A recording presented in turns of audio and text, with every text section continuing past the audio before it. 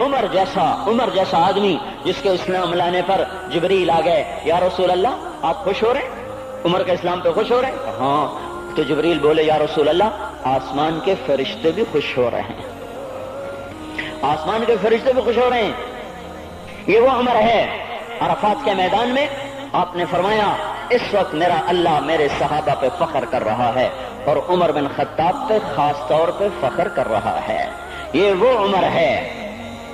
آپ نے فرمایا میرے بعد کوئی نبی ہوتا تو عمر ہوتا۔ یہ وہ عمر ہے۔ آپ نے فرمایا میرے دو وزیر زمین میں، دو آسمان میں، ابو بکر عمر میرے زمین کے وزیر، جبرائیل میکائیل میرے آسمان کے وزیر۔ اور ایک دفعہ مسجد میں داخل ہوئے، آپ کے دائیں طرف ابو بکر تھے، بائیں طرف عمر تھے، تو آپ نے فرمایا جب قیامت کا دن ہوگا تو اس طرح ہم قبروں سے اٹھیں گے، میرے دائیں طرف سے ابو بکر اٹھے گا، میرے بائیں طرف سے عمر اٹھے گا۔ یہ وہ عمر ہے۔ 22 لاکھ مربع میل میں اسلام پھیلایا۔ کتا بھی کہتے تھے ہائے ہائے کوئی کہاں سے ایسا عدل لائے گا۔ مدینے کی مسجد میں بیٹھ کے روتے تھے کہ یا اللہ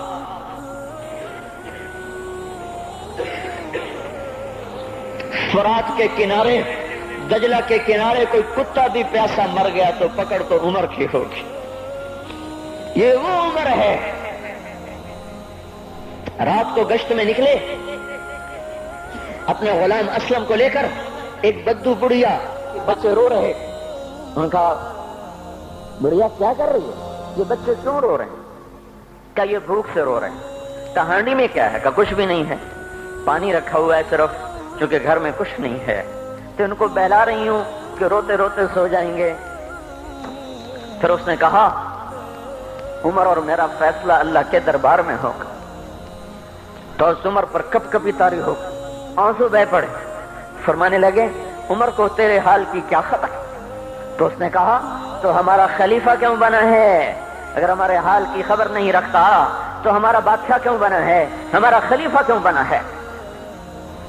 اللہ کے ہاں گریبان پکڑ کے عمر کا، اسی وقت بھاگے، بیت المال سے کھانا نکالا، سامان نکالا، بوری میں بھرا۔ ان کے غلام نے کہا میں اٹھاؤں؟ کہ قیامت کا بوجھ بھی میرا تو ہی اٹھائے گا۔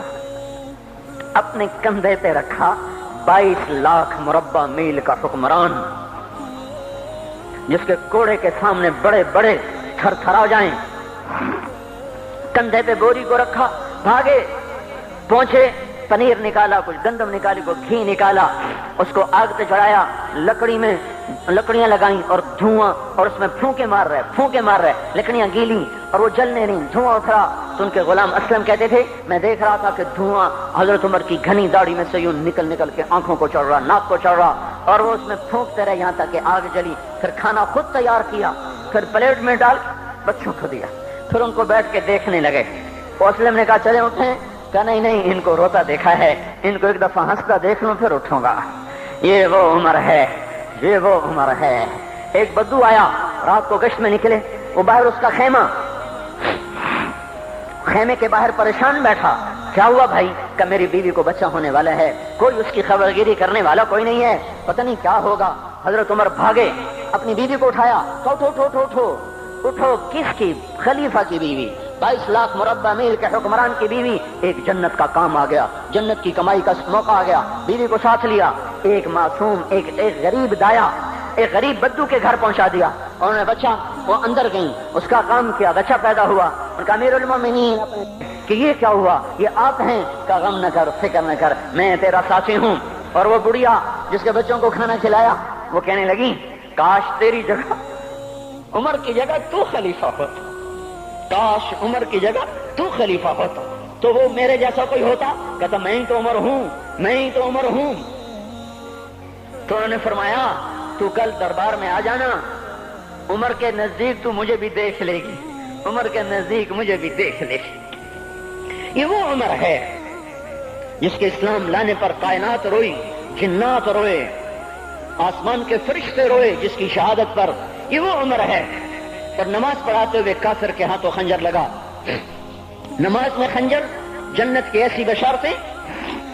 تو آپ نے اپنے بیٹے عبداللہ بن عمر سے کہا بیٹا جاؤ حضرت اماں عائشہ سے کہو کہ عمر اپنے ساتھیوں کے پڑوس میں دفن ہونے کی اجازت چاہتا ہے، اگر وہ اجازت دے دیں تو مجھے لے جانا، نہیں تو مجھے جنت البقیع میں ڈال دینا۔ وہ آئے، حضرت عائشہ بیٹھی رو رہی تھی، ان کا اما جان میرا باپ عمر یہاں اجازت چاہتا ہے. تو عائشہ نے کہا یہ جگہ تو میں نے اپنے لیے رکھی تھی. ابا جان مبارک ہو, اجازت مل گئی. کہا نہیں بیٹا ممکن ہے میرے شرم میں اجازت دی ہو, جب میں مر جاؤں مجھے اٹھا کے لے جانا, دروازے پہ رکھنا, اجازت ملے تو لے جانا نہیں تو واپس کر دینا. پھر جب موت کی آہٹ کو محسوس کیا تو رونے لگے. حضرت علی آئے, حضرت حسن آئے. کہا عمر کیوں رو رہے ہو؟ موت کے ڈر سے. کہا نہیں موت کے ڈر سے نہیں, موت کے بعد آنے والی گھاٹیوں کے ڈر سے. تو فرمایا نہ رو نہ رو, میرے ان کانوں نے اتنی دفعہ سنا ہے کہ میں گن بھی نہیں سکتا کہ اللہ کے نبی نے کہا تھا ابو بکر اور عمر جنت کے بڑی عمر کے لوگوں کے سردار ہیں. تو عمر اور رونے لگے. کہا تو گواہی دے گا ابو الحسن, میری جنت کی گواہی دے گا قیامت کے دن؟ آپ نے کہا میں بھی دوں گا, میرا یہ بیٹا حسن بھی گواہی دے گا کہ اللہ کے نبی نے یہ بات فرمائی تھی. اتنی خوشخبریاں مل گئی. پھر فرمایا اپنے بیٹے سے بیٹا میرا سر زمین پہ رکھ دے. گود میں تھا, انہوں نے زمین پہ رکھنے کی بجائے پنڈلی پہ رکھ دیا, پنڈلی پہ. انہوں نے پھر فرمایا بیٹا میں کہہ رہا ہوں زمین پہ رکھ دے. انہوں نے زمین پہ رکھ دیا تو اپنا چہرہ یوں مٹی میں ڈال دیا اس طرح ایسے, اور اپنی گال اپنی ناک یوں زمین میں ایسے ایسے رگڑ رہے اور کیا کہہ رہے, ویل لک یا عمر ان لم یغفر لک ربک, اے عمر اگر تیرے رب نے تجھے معاف نہ کیا تو ہلاک ہو جائے گا. یہ تو معاف ہو چکا ہے, پھر ایسا ڈر ہے. اور طارق جمیل کو تو پتہ نہیں ہے, عبد الرحمن اسلم اکرم کو تو پتہ نہیں ہے, صہیب بلال کو پتہ نہیں ہے, کسی کو پتہ نہیں ہے کہ کیا ہوگا کیا ہوگا, کچھ پتہ نہیں. زینب فاطمہ سمیہ کو کچھ پتہ نہیں ہے کہ کیا ہوگا.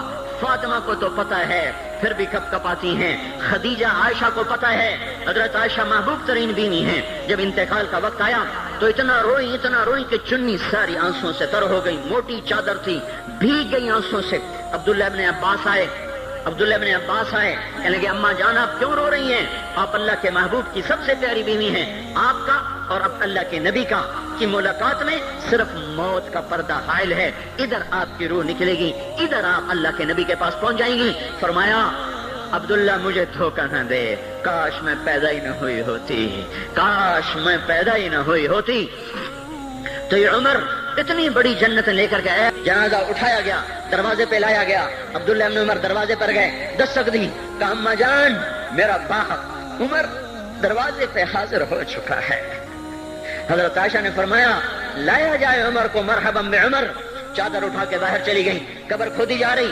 حضرت عبداللہ ابن عباس فرماتے ہیں کسی نے میرے کندھے پہ ہاتھ رکھا, میں نے پیچھے مڑ کے دیکھا تو حضرت علی کھڑے تھے اور آنکھوں سے آنسوں کے ایسے سیل رواں تھا.